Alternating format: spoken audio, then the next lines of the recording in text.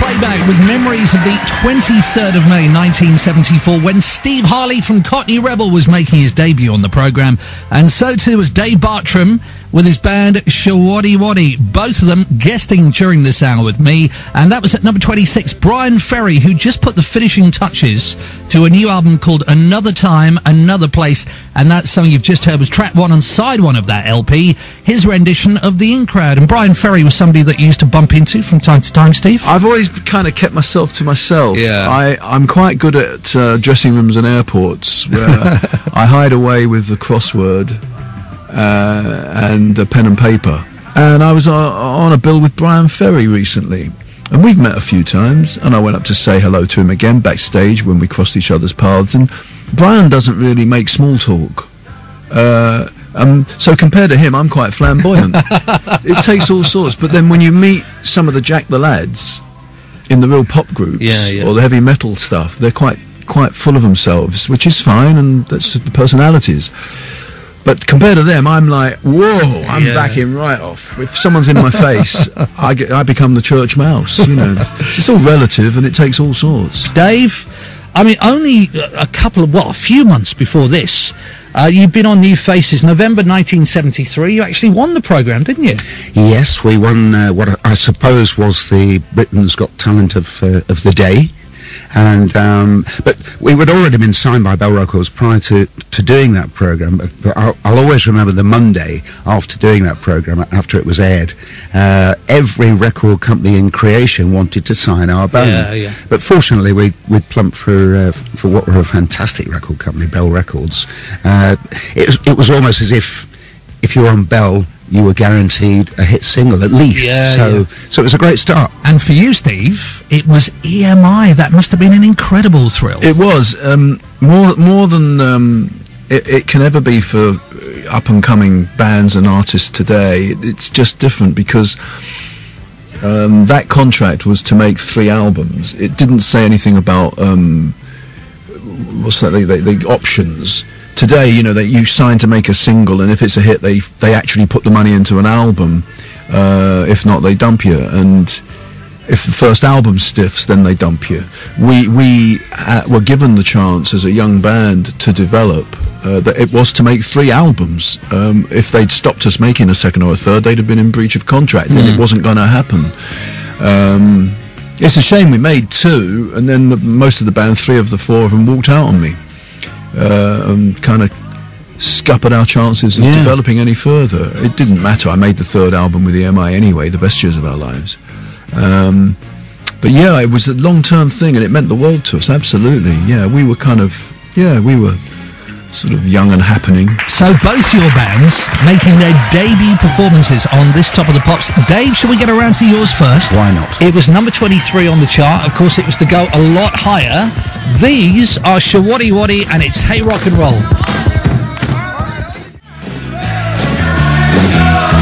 It's the 23rd of May 1974, all over again. Top of the Pops Playback, a very special edition of the programme for Steve Harley, who is making his debut with Cockney Rebel. Steve is with me right now, and so too is Dave Bartram from Showaddywaddy, performing on the show for the very first time.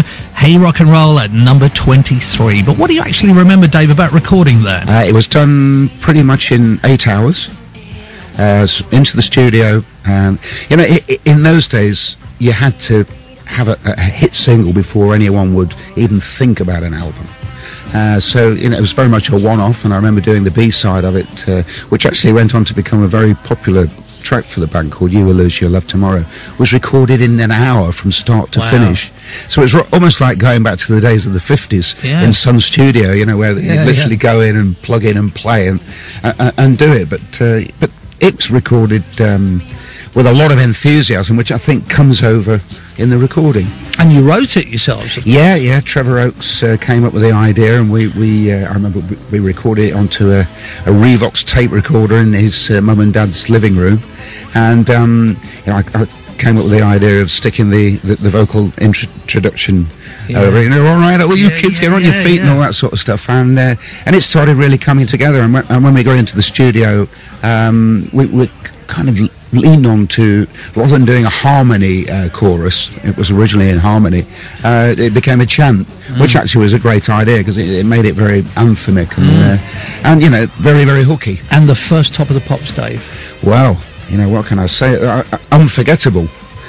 Because I think we left our base in Leicestershire around about 7 o'clock in the morning to try and beat the London traffic and get to TV Centre for the first call around about 9:30, and we showed up, and there's a picket line outside the gates, and subsequently there's industrial action, and we found that our initial performance on Top of the Pops was somewhat blighted by that action. We were 23 when we did the first show.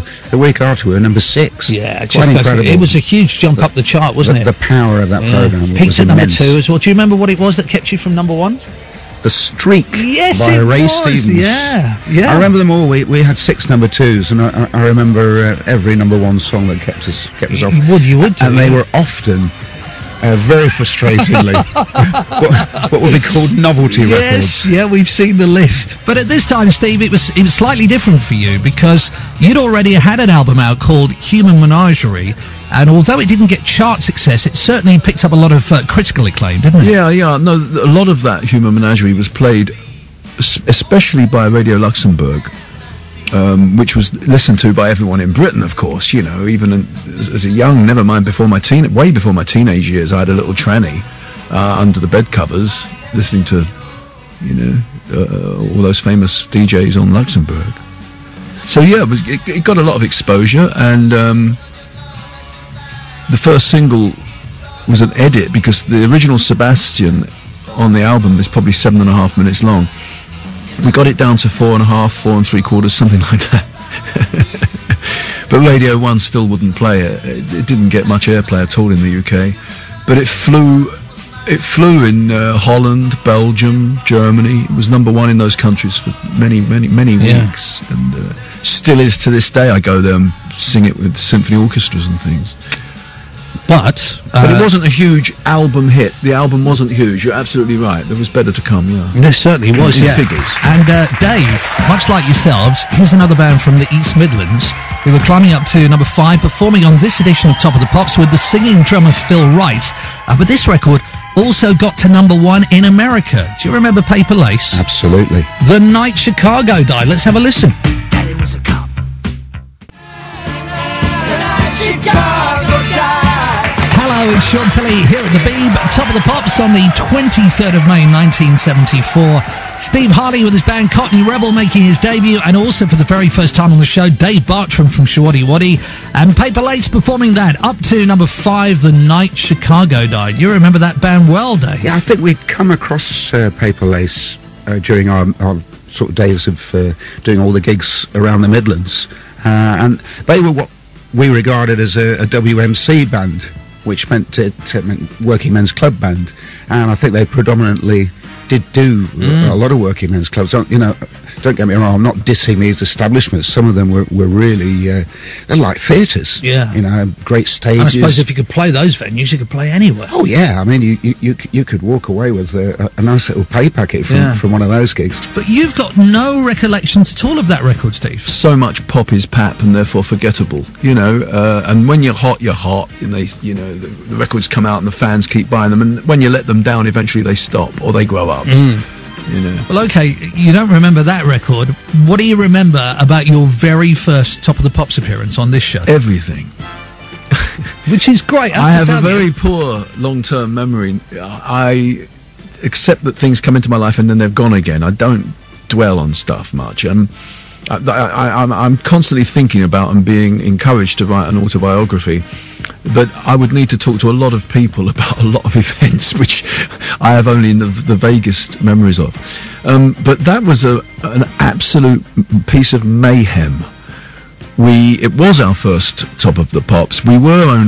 I was 22 and the others were younger than me, and it was a big thrill. We were dressed up to the nines.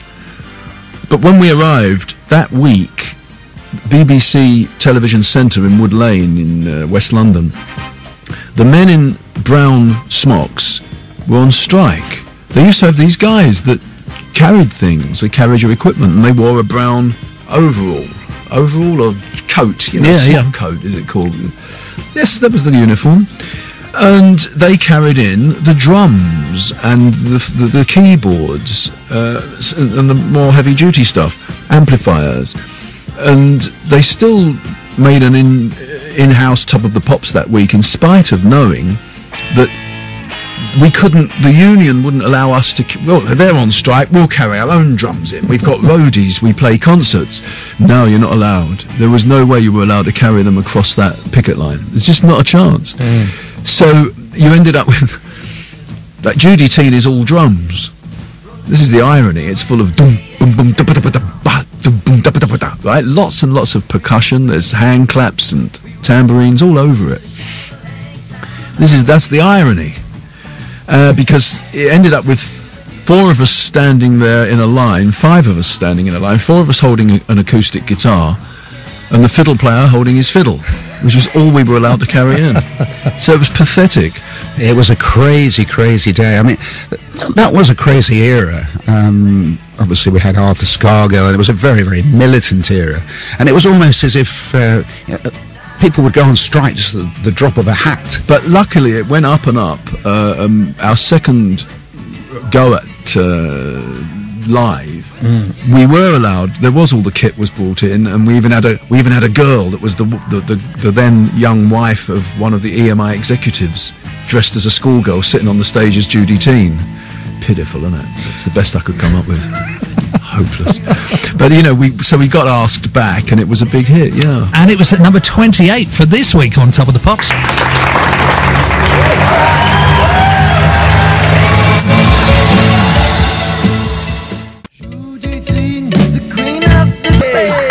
Close and personal with the 23rd of May 1974 all over again. Top of the Pops Playback. Dave Bartram here. He's made his debut with Showaddywaddy, and on the very same edition, making his debut too, Steve Harley with Cockney Rebel, number 28 on the chart, and it was Judy Teen. I mean, what happened was that because from the Human Menagerie, Sebastian had stiffed, for want of an expression, and EMI, it's quite bizarre that they and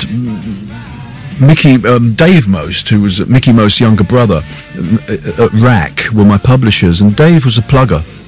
Neither he nor EMI could find a second potential hit single on that album, which is very weird to think of that now. You'd have thought there was definitely something else to have a go with. So I said to them, in the sort of, with the arrogance of youth, I'll go and write one. And I went away and conjured this Judy Teen out of nowhere, saying to them, there's a hit single. You know, I had hook lines, I had everything except a key change, you know. Alan Parsons came in and co-produced it with me. We then went back in the studio and made the Psychomoto album, which was a big hit, yeah. Mr. Soft came off that. Getting back to you, Dave, having had such an enormous hit with Hey Rock and Roll, you've got to follow it up. And we had Rock and Roll Lady, which was a top 20 hit. It was a top 20 hit. Number 15. Mind you, having said that, to get to number 15 in those days, you would have had to have shifted some, wouldn't you? I think we sold about 170,000 records of Doesn't it of just Rock and go Roll to Lady. show that the singles chart was king in those days? It was a strange thing. There's a lot of artists throughout their careers that have beefed about the system of the chart at that time. If you weren't hitting the right shops, you weren't getting the chart position. And of course, there were people within the industry that knew which shops you had to hit, and let's say it was corruptible. Steve Harley was to go on and on with Cockney Rebel, more hit singles. 15th of August 1974, back on Top of the Pops. A little bit different this time around, though. Not one you recorded at TV Centre. This was one that was actually done at the old BBC Theatre in Shepherd's Bush, and it was an edition hosted by the Osmonds when you were doing Mr. Soft. Yeah, I remember that. I remember the Osmonds. It looked on telly. I don't remember. You know, they had that screaming mob after them, didn't they? Yeah. It wasn't my scene at all. Yeah, they had the screamers and the schoolgirls. Busloads of them were busting. I would have given it all a wide berth, you know. we were our own band. We had our own world going. We were touring a lot, and we were tired a lot of the time, and rather laid back and lethargic, to be honest, until you're called in. And backstage at Shepherd's Bush Empire, as we know it now, I've played it quite a lot of times with my band. It's a 2,000-seat rock venue. It's a good London rock venue, but backstage is dingy and dim. Anyone who's played and is listening to this will know exactly what I'm talking about. It's not very clever backstage. It's not comfortable. Good reason for talking about the Osmonds. They were in the chart. They were number 12. It was being danced to by Pan's People. This is I Can't Stop.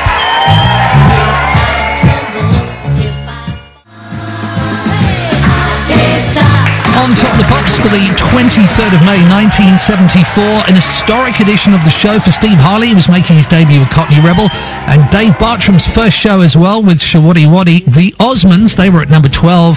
I Can't Stop, being danced to by Babs, Dee Dee, Ruth, Cherry and Louise, Pan's People. And you've got some pretty vivid memories the first time you clapped eyes on them, Dave. There they were, sort of doing their carefully knitted together routine under the eyes of their choreographer, Flick Colby. And we were kind of a little bit green at the time, and obviously we stood there ogling them, just thinking how wonderful it was to be on Top of the Pops. Yeah, because you'd only ever seen them on TV like everybody else before this. Absolutely. You know? I mean, they were a lovely looking bunch of girls, and lovely people to get along with as well. Actually, you imagined, I think, before you actually got to do Top of the Pops, that they might just do their thing and waltz off, but they were very, very sociable girls. I remember Babs and Dee Dee in particular. They were, lovely girls and very, very sociable, and certainly not up themselves at all. Yeah. Was it a good place to hook up with people? No, it wasn't. It wasn't. There was a long corridor, and each room had strip lighting, fluorescent lighting. You'd be sitting around for hours doing nothing, getting a headache from the strip lighting. Many times those of us who were active would be there in the middle of a tour. You'd go off tour, you'd take the afternoon away from, and then you'd do it and finish at 5-6 p.m. or something, and get rushed 3 hours to Birmingham to play the town hall or something. It was mad times if you were, as I say, active and touring a lot as we were. So you kind of, most of us you laid out on any old bench you could find backstage and slept. You rested. Next on this edition of the show, it was a fellow who was a mainstay of Top of the Pops in the 60s with the Animals and his own solo career, but he was back with this highlight from his LP Between Today and Yesterday, which also made the top 10, like this single which he was performing as a new release, Alan Price with the Jarrow song.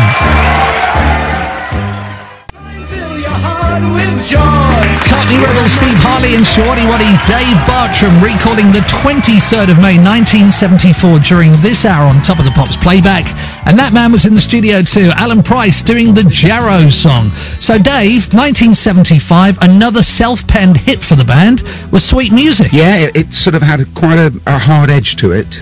The distorted guitars, and it was basically a rock and roll song with leaning sort of towards that 70s sort of glam type sound. It was a song I wrote myself, and it was a real on-stage favourite.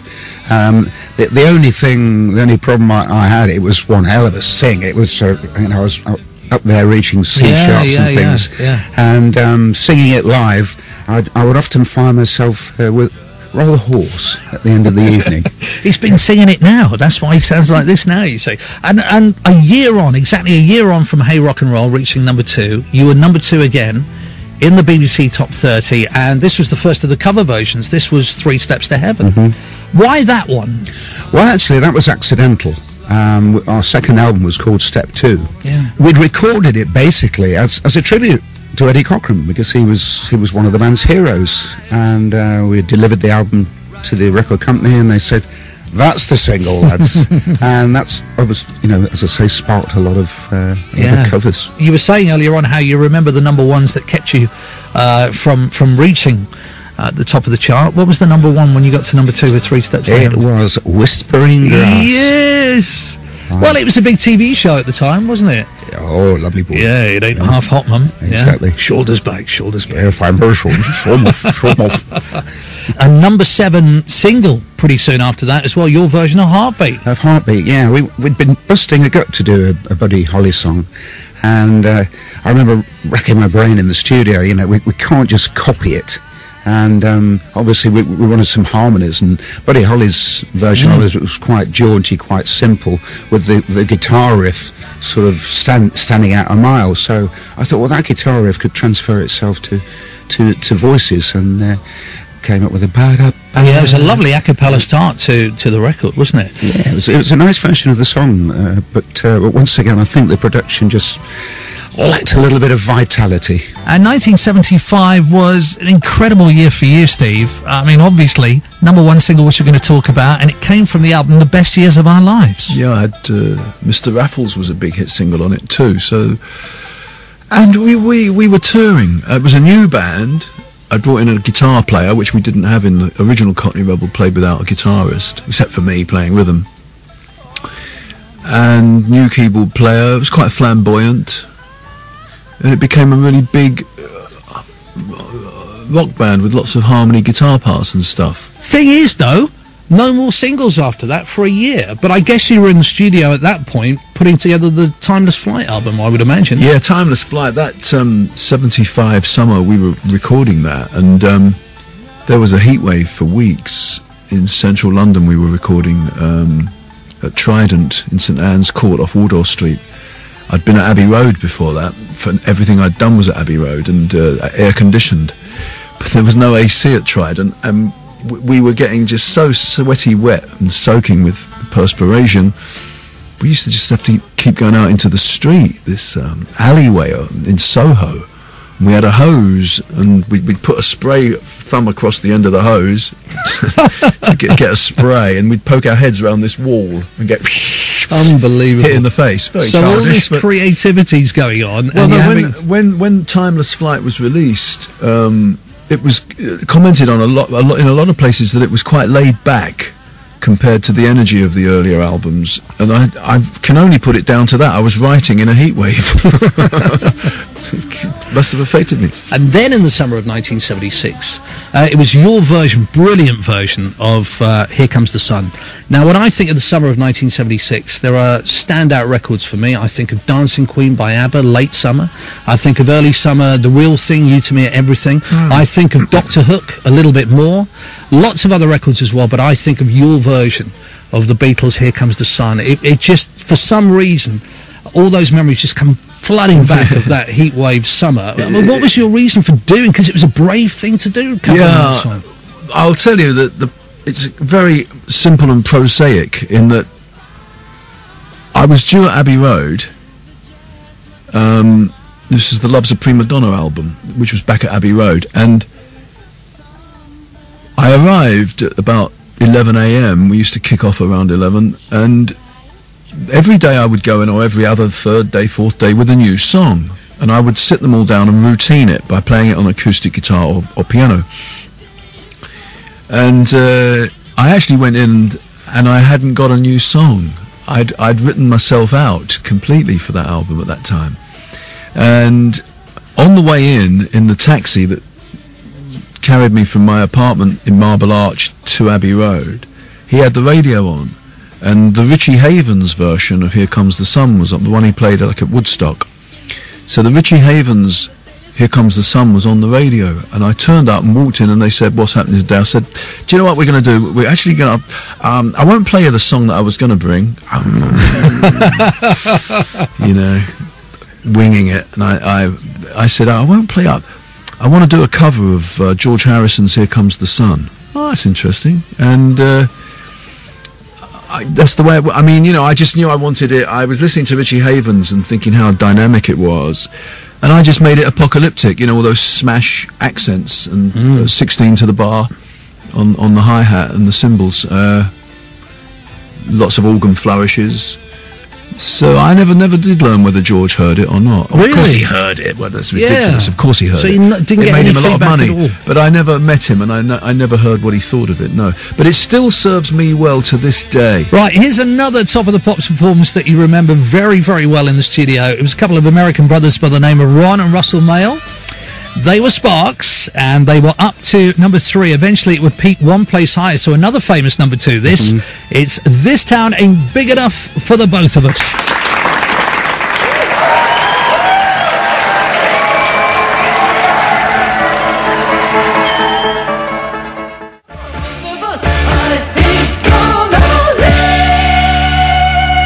It's Sparks on Top of the Pops, the 23rd of May 1974, rising to number 3. This Town Ain't Big Enough for Both of Us. Steve Harley and Dave Bartram from Showaddywaddy with me. Steve, Russell Mael was one of those performers who seemed to immerse himself in the Top of the Pops audience, and they were prodding and pushing and stroking. Did you ever get any of that? No, I never got any of that at Top of the Pops. I never understood why. I think that you got a generic crowd in there. You know, they didn't come. It wasn't your fans particularly.